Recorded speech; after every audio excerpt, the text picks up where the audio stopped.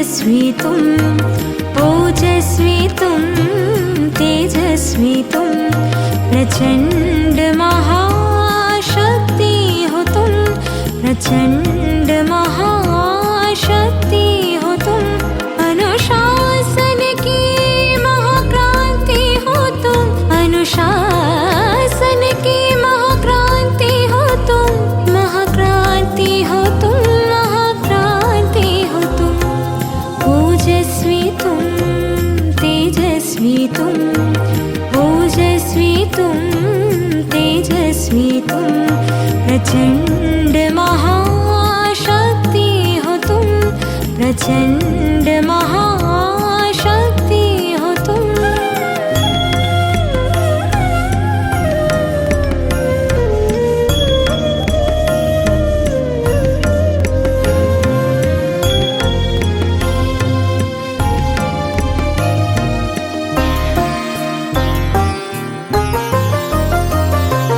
ज्वाला सी जलती मशाल हो तुम, आत्मोन्नति के पथ में बढ़ते चलो तुम, बढ़ते चलो अंधकार मिटाते चलो तुम।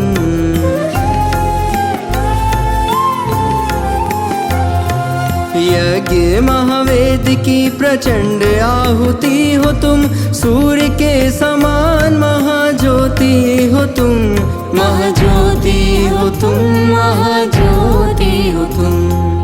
ओजस्वितुं तेजस्वितुं ओजस्वितुं तेजस्वितुं प्रचण्ड महाशक्ति होतुं प्रचण्ड महाशक्ति होतुं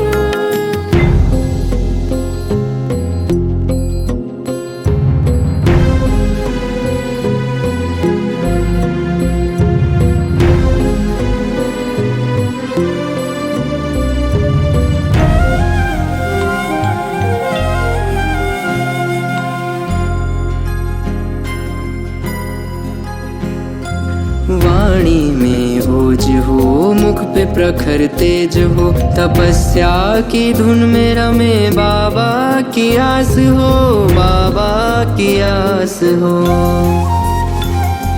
श्वासों में प्राण हो, अव्यक्त एक आह्वान हो, मुरली की तान का अनंत शंखनाद हो।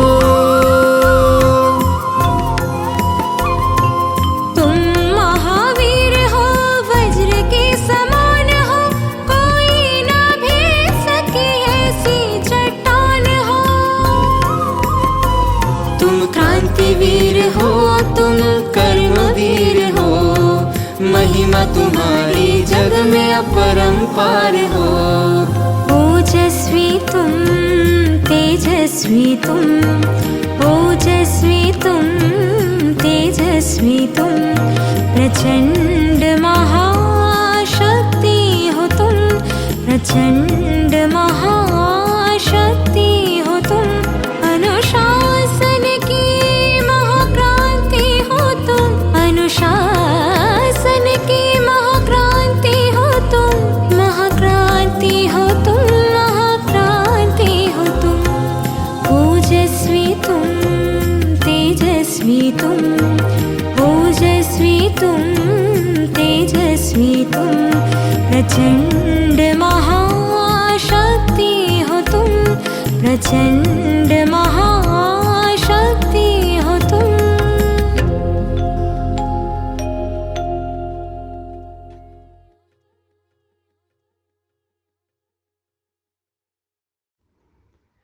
ஓம் சாந்தி. 108 நாள் பட்டியலில் இன்று 90வது நாளை நாம் கடந்துவிட்டோம். இன்றைய அவ்யக்த முரளியின் தேதி 13/1/1983.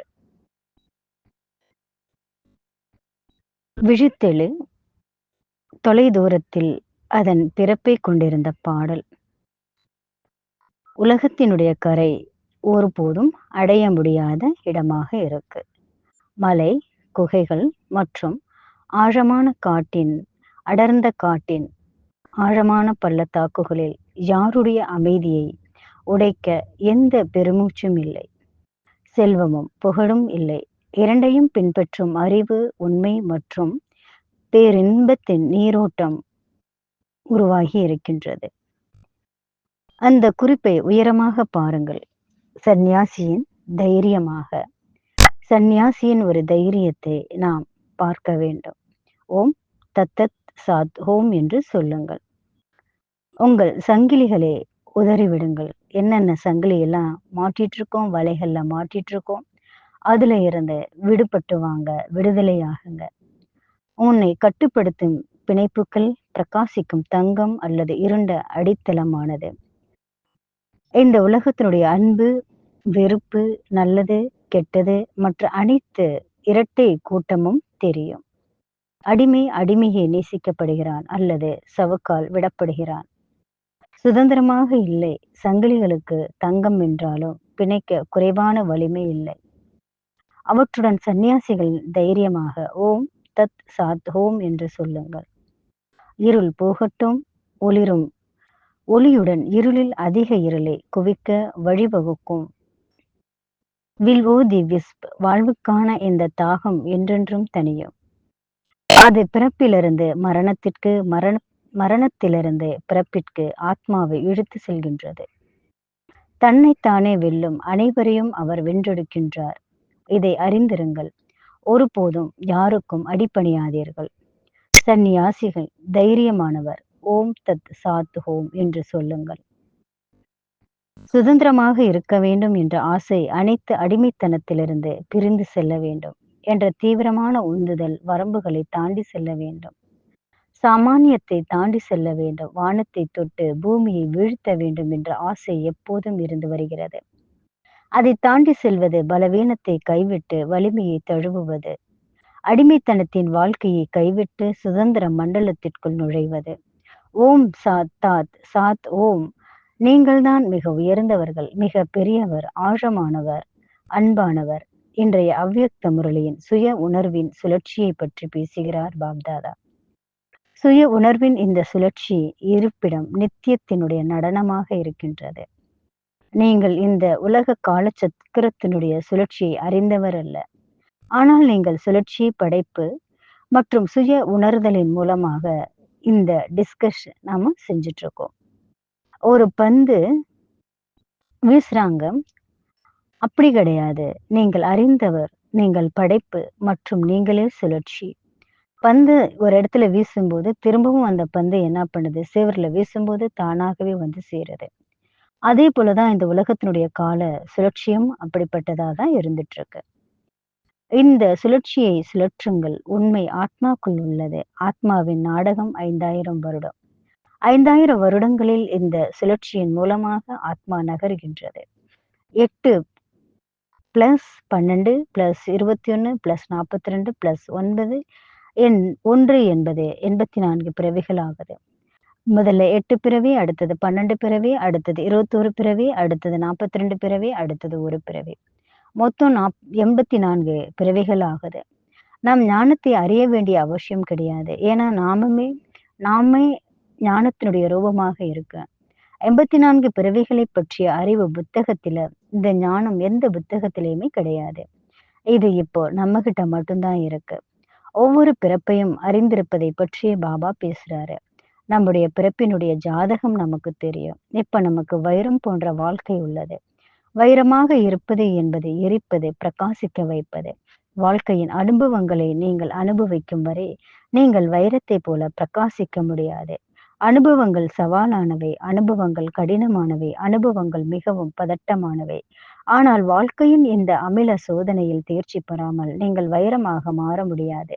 எவ்வளவு சிரமங்கள், எவ்வளவு சவால்கள், எவ்வளவு பிரச்சனைகள், மேலும் முரண்பட்ட சாதகமற்ற சூழ்நிலைகள். நீங்கள் வலுவாக மாறுகிறீர்கள். நிலைமை எவ்வளவு தீவிரமாக இருக்கிறதோ உங்கள் முயற்சி அவ்வளவு தீவிரமாக மாறுகிறது. பின் விளைவுகள், தடைகள், தோல்விகள் ஆகியவை உங்களுடைய சிறந்த ஆசிரியர்களாகும். அவமதிப்பு, குற்றம் மற்றும் எதிர்ப்பை சந்தித்த பிறகு நீங்கள் சக்திசாலியாக மாறுகிறீர்கள். தைரியமற்றவராக இருந்தீர்கள், இப்பொழுது தைரியசாலியாக, தைரியமானவராக மாறுகிறீர்கள். பேரரசராக மாறுகிறீர்கள். ஒரு போர் வீரன் தனது காயங்களை நேசிக்கின்றான். காயங்கள் தான் போர் வீரனுக்கு ஆபரணங்களாக இருக்கின்றன, நகைகளாக இருக்கின்றன. காயங்கள், குற்றங்கள், போர்கள், போர்க்களம் அவை வைரத்தைப் போல மாற உங்களை அலங்காரம் செய்கின்றது. இங்கு வைரம் போன்ற வாழ்க்கை உள்ளவர்கள் மட்டுமே ஹீரோக்களாக மாறுவார்கள். நீங்கள் நிபுணர்கள். நீங்கள் அனைத்து 84 பிறவிகளை பற்றி தெரிந்துள்ளீர்கள். 5 வயது அனைத்து, அதாவது 5000 வருடம் எல்லாமே 5000 வருடத்தினுடைய அனைத்து விதமான கணக்கு வழக்குகள் ஆத்மால ரெக்கார்ட் ஆயிருக்கு. அதை வெளிப்படுத்துவதுதான் குறிக்கோள். அதை வெளியே கொண்டு வருவது குறிக்கோளாகும். ஆதி தேவ் மற்றும் ஆதி மாதா. ஆதி தேவி என்பது விதை, ஆதி மாதா என்பது படைப்பாற்றலின் கருப்பை. இந்த போதையும் மகிழ்ச்சியும் உங்களுக்கு இருக்கின்றதா? எனவே நீங்கள் உங்கள் 84 பிறப்புகளையும் இந்த 2 குழந்தைகளுடன் கழித்தீர்களா? தெய்வீக கண்ணாடி, முதல் பிறப்பு மற்றும் கடைசி பிறப்பு, தெய்வம் மற்றும் பிராமணன் ஆகிய இரண்டும் உங்களிடம் உள்ளன. இரண்டும் உங்களிடம் உள்ளனதானே? நீங்கள் அவர்களில் ஒருவரும் அல்ல. எனவே உங்கள் சொந்த வடிவத்தை நீங்கள் அறிவது கடினமாக கிடையாது. உங்களுக்குள் நீங்களே உங்களை பற்றி நல்லா தெரிந்து வச்சுக்கோங்க. மதுபன் என்பது தெய்வீகமான ஒரு கட்டடமாயிருக்கு. இது புவியியலினுடைய இடம் கிடையாது. மதுபன் புனித இடமாக இருக்கு. சரணாலயத்தினுடைய அடைக்கலமாக இருக்கு. சரணாலயத்தினுடைய அடையாளமாகவும் இருக்கு. மதுபனின் குடி இருப்பவராக மாறுவது, மதுபனின் வாயிலுக்குள் நுழைவது என்பது ஆசீர்வாதத்தினுடைய உருவமாக இருக்கக்கூடியதாக இருக்கும். சௌபாகியம், நல்ல ஒரு அதிர்ஷ்டம், நல்லா நீங்க தெரிஞ்சிருக்காங்க. உங்களுக்குள்ள உள்ள தெய்வீகத்தினுடைய அடையாளமாகும். இது இதயத்தின் இடத்தில் தெய்வீகத்தினுடைய மலர்ச்சியாகும். மகாதானி கொடுப்பதின் மகிழ்ச்சி. நீங்கள் எவ்வளவு அதிகமாக கொடுக்கிறீர்களோ அவ்வளவு அதிகமாக பெறுவீர்கள். நாம் பெறுவதை கொடுப்பதில் தான் இருக்கின்றது. ஆன்மீக புள்ளி விவரங்கள் மற்றும் ஆன்மீக நிதி முற்றிலும் தலைகீழாக உள்ளன. நீங்கள் கொடுக்கின்றீர்கள், நீங்கள் மலர்கிறீர்கள். தங்க இணைப்பு முதல் பிறப்பு மற்றும் கடைசி பிறப்பு நேரியல்பு அல்ல. ஆனால் அது ஒரு வளையம். சிறந்த நினைவாற்றல். நினைவாற்றல் என்பது உலகை மறப்பது கிடையாது. நினைவில் கொள்வது என்பது புனித இடத்திற்கு, மையத்திற்கு திரும்புவது பற்றிதான். எனவே இந்த முரளி சுய உணர்வை பற்றி, சுழற்சியை பற்றி, சுழற்பந்து ஒரு படை வீரனுடைய சுய தர்சன சக்கரதாரியாக மாறுவதை பற்றி பேசுகின்றார். உட்கார்ந்து நம்ம சுழற்சியை சுத்தணும். நம்மளை பத்தி நாமளே சிந்தனை செய்யணும். நீங்கள் யார், இப்போ யார் என சிந்தனை செய்யுங்க. அறிவு வெளியில கிடையாது, உங்களுக்குள்ளதான் இருக்கு. ஒரே விஷயம் என்னவென்றால் அது ஆழ்மனதில் நுழைய வேண்டும். முரளியில நம்மளை பற்றி நாம படித்த உறுதிமொழிகள் அல்லது எதுவா இருந்தாலும் அது ஆழ் மனதினுடைய ஆழத்திற்குள் நுழைய வேண்டும். அது முதலில் மீண்டும் மீண்டும் செய்தால் மட்டுமே சாத்தியமாகும். உறுதிப்படுத்துவதை பல முறை மீண்டும் மீண்டும் நாம் செய்ய வேண்டும். நாம் காலையில எழுந்த உடனே அதை 5 முறை இல்ல 10 முறை நம்ம பிராக்டிஸ் பண்ணணும். தூங்கக்கூடிய நேரத்துல அதை மறுபடியும் 5 முறை நம்ம பிராக்டிஸ் பண்ணணும். 10 முறை நம்ம பிராக்டிஸ் பண்ணணும். தியானத்தினுடைய நிலைகளில், தியானத்தினுடைய ஆழமான நிலைகளில் அவற்றை திரும்ப திரும்ப நம்ம பிராக்டிஸ் பண்ணணும். 84 பிறப்புகளினுடைய சுழற்சியை நம்ம சுத்தணும். ஆரம்பத்துல நம்ம எப்படி இருந்தோம், மத்தியத்துல எப்படி இருக்கோம், இப்ப நம்ம எப்படி இருக்கோம், இதனுடைய கால சக்கரத்தை நம்ம சுற்றி வரணும். 1250, 1250, 1250, அடுத்தது 1150 மற்றும் பின்னர் 100. சத்யுகம், திரேதா, துவாபர், கலியுகம், சங்கமயுகம். 5 யுகங்கள். எனவே உங்கள் கண்களை மூடிக்கொண்டு பொற்காலத்தின் 5 வடிவங்களான பொற்காலத்திற்குள் நாம் நுழைவோம். உங்களை பற்றி யோசித்து பாருங்கள். உங்களை நீங்களே கற்பனை செய்து கொள்ளுங்கள். நீங்கள்தான் அரசர் என்பதை நினைவில் கொள்ளுங்கள். நான் அரசன். ஒரு தங்க சிம்மாசனம், கிரீடம், அலங்கரிக்கப்பட்ட அரண்மனையை பாருங்கள். அழகை பாருங்கள். அற்புதமான பிரம்மாண்டத்தை பாருங்கள். நானே அரசன், தன்னாட்சி பெற்றவன், தெய்வீக நட்பண்புகள் நிறைந்தவன். அனைத்தும் ஒழுங்காக உள்ளன. சமநிலை, அழகு, கருணை. நீங்கள் சுற்றி நடப்பதை பாருங்கள். தோட்டம், பொற்காலத்தின் அந்த சம்ஸ்காரங்களை நீங்க கண்டுபிடிங்க. உங்கள் தெய்வீக வடிவத்தை வடிவத்தின் மூலமாக உங்களை நீங்களே பாருங்கள். அடுத்தது உங்களை ஒரு ராணியா பாருங்க. பொற்காலத்தினுடைய ராணி சுற்றி திரிவது போல பாருங்க. தாயின் இதயம் குடிமக்களை கவனித்துக் கொள்வது. தெய்வீகமான ஆடைகளை நான் அணிந்திருக்கின்றேன். எனக்குள்ள ராயல்டி இருக்கு, கருணை இருக்கு, அழகு இருக்கு. 3வதாக உங்களுடைய பொற்காலத்தின் இளவரசராக கருதுங்கள். தெய்வீகமான விமானங்களில் சுற்றித் திரிவது, மற்ற இளவரசர்களுடன் விளையாடுவது, பல்வேறு கலைகள், விளையாட்டு பொருட்களை கற்றுக்கொள்வது, இப்போது அழகான ஆடைகள், நடனம், நண்பர்களின் கூட்டம், ஓவியம் ஆகியவற்றுடன் பொற்காலத்தின் இளவரசியாக உங்களை பாருங்கள். 5வது, பொற்காலத்தில் ஒரு குழந்தையாக உங்களை பாருங்கள். மிகவும் அப்பாவி, மிகவும் தூய்மையான, அத்தகைய தீண்டத்தகாத தூய்மை. எனவே அவை பொற்காலத்தின் 5 வடிவங்களாகும். அவற்றை பாருங்கள், அவற்றை காட்சிப்படுத்துங்கள், அவற்றை பற்றி சிந்தனை செய்யுங்கள், அவற்றை பற்றி மீண்டும் மீண்டும் சிந்தனை செய்யுங்கள், அவற்றை திருத்துங்கள். அதனுடைய பிரதிபலிப்பு என்ன? அந்த காட்சிப்படுத்துதல் ஆழமான மற்றும் ஆழ்நிலை அடுக்குகளுக்குள் ஊடுருவி செல்லட்டும். எந்த ஒரு அறிவையும் நீங்கள் எவ்வளவு ஆழமாக சிந்தனை செய்கிறீர்களோ அவ்வளவு ஆழமாக அந்த ஞானம் உள்ளுக்குள் சென்றுவிடும். நீங்கள் எவ்வளவு அமைதியாக இருக்கிறீர்களோ அந்த அமைதி உள்ளுக்குள் ஊடுருவி செல்கின்றது. ஞானம் மிகப்பெரிய சாதனையாகும். இதுவே மிகப்பெரிய வித்யா, கல்வியாகும். கல்வியின் மிக உயர்ந்த வடிவம் ஞானம். இந்த சுயதர்சன சக்கரத்தினுடைய சின்னத்தை நீங்கள் மீண்டும் உருவாக்கலாம். பிராமண வாழ்க்கை மற்றும் தெய்வீக வாழ்க்கை பற்றிய ஒப்பீடு விளக்கத்தினுடைய படத்தை நீங்கள் வைத்திருக்கலாம். மதுபனில் வசிப்பவர் என்பதை பற்றி ஒரு கலைப்படையான கவிதையை நீங்கள் எழுதலாம். நான் மதுபன்ல வாழ்ந்துட்டு இருக்கேன். மதுபனில் வாழ்ந்துட்டு இருக்கக்கூடிய என்னுடைய வாழ்க்கை மிகவும் புனிதமானதாக, தெய்வீகமானதாக, சக்தி நிறைந்ததாக இருக்கு. இந்த ஒரு விஷயத்துல உங்களை நீங்களே செதுக்கிக்கிங்க. உங்களுக்குள்ள நல்ல ஒரு விழிப்புணர்வை நீங்க கொண்டு வாங்க. நமது மனம் ஒரு தோட்டம், நமது எண்ணங்கள் விதைகள். நாம் பூக்களை வளர்க்கலாம் அல்லது கலைகளை வளர்க்கலாம் என்று கூறினார். மனித மனம் ஒரு வளமான தோட்டம். நமது எண்ணங்கள் தான் நாம் விதைக்கின்ற விதைகள். மகிழ்ச்சி, அமைதி மற்றும் பின்னடைவாக மலரும் நேர்மையான எண்ணங்கள் மற்றும் உணர்வுகளை வளர்த்து அழகு மற்றும் மிகுதியான நிலப்பரப்பை வளர்க்கும் சக்தி நம்மிடம் உள்ளது. மாறாக எதிர்மறை மற்றும் தீங்கு விளைவிக்கும் எண்ணங்கள் வேறொன்ற நாம் அனுமதிக்கலாம். கவலை, பயம் மற்றும் சுய தேசம் போன்ற கலைகளால், சுய சந்தேகம் போன்ற கலைகளால் மூச்சு திணறல் ஏற்பட மன நிலப்பரப்பு உருவாக்கலாம். தேர்வு நமது மனதின் செழிப்பான தோட்டத்தை உணர்வுபூர்வமாக வளர்ப்பது அல்லது அது அதிகமாக வளர்ந்து பயனற்றதாக மாற அனுமதிப்பது.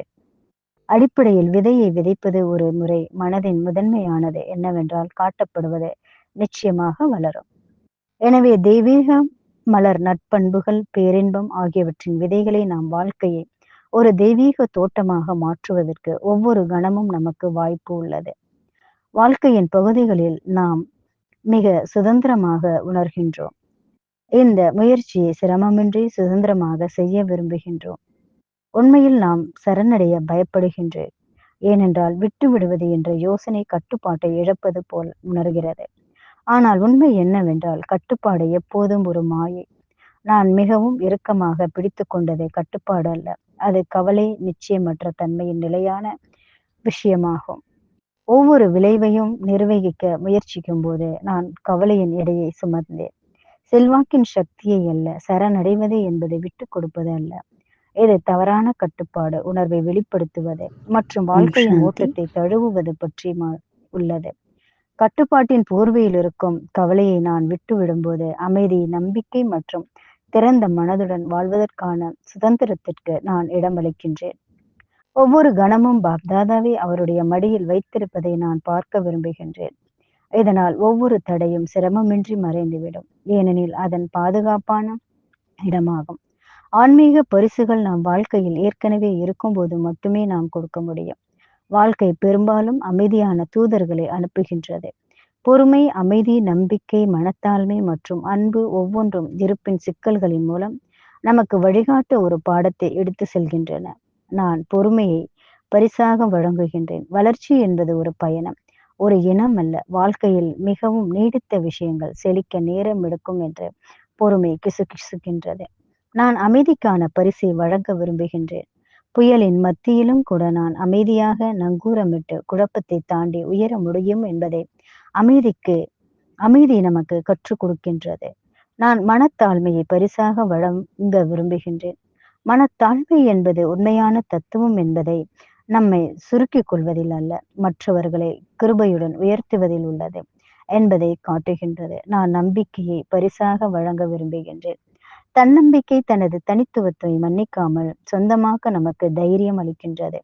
அதே நேரத்தில் கவனம் நமது ஆற்றலை உள்நோக்கி திருப்பி மற்றவர்களின் தீர்ப்புகளின் சுமையிலிருந்து நம்மை விடுவிக்கின்றது.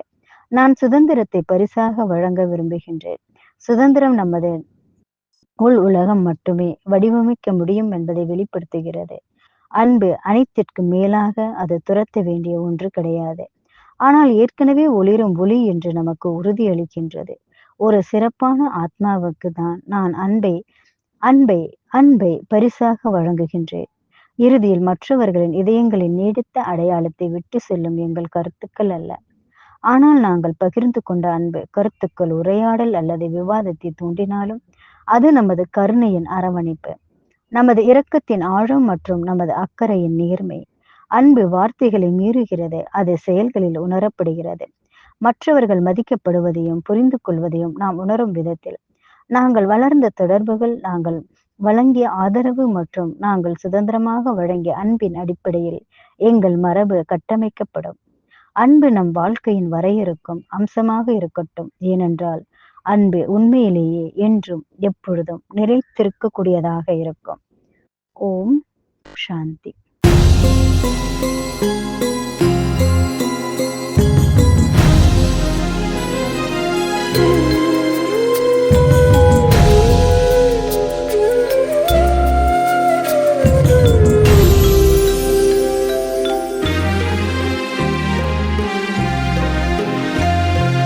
ओजस्वी तुम तेजस्वी तुम, ओजस्वी तुम तेजस्वी तुम, प्रचंड महाशक्ति हो तुम, प्रचंड महाशक्ति हो तुम, अनुशासन की महाक्रांति हो तुम, अनुशासन की महाक्रांति हो तुम, महाक्रांति हो तुम, महाक्रांति हो तुम।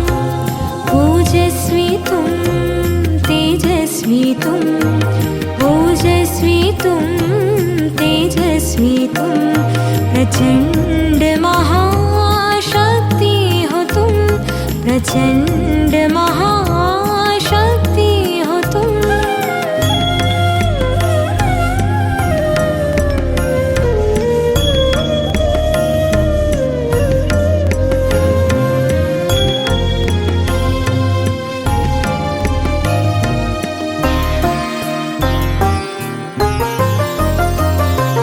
ज्वाला सी जलती मशाल हो तुम, आत्मोन्नति के पथ में बढ़ते चलो तुम, बढ़ते चलो अंधकार मिटाते चलो तुम।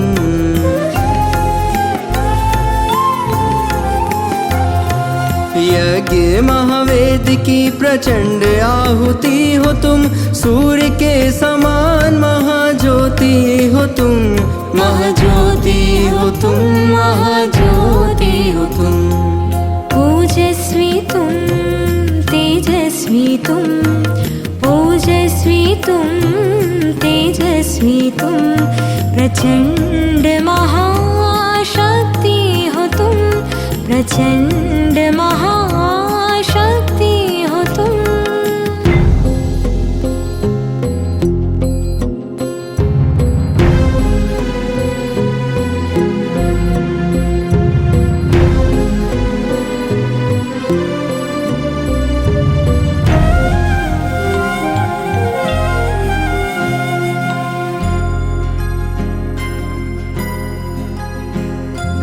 वाणी में ओज हो, मुख पे प्रखर तेज हो, तपस्या की धुन में रमे बाबा की आस हो, बाबा की आस हो। श्वासों में प्राण हो, अव्यक्त एक आह्वान हो, मुरली की तान का अनंत शंखनाद हो।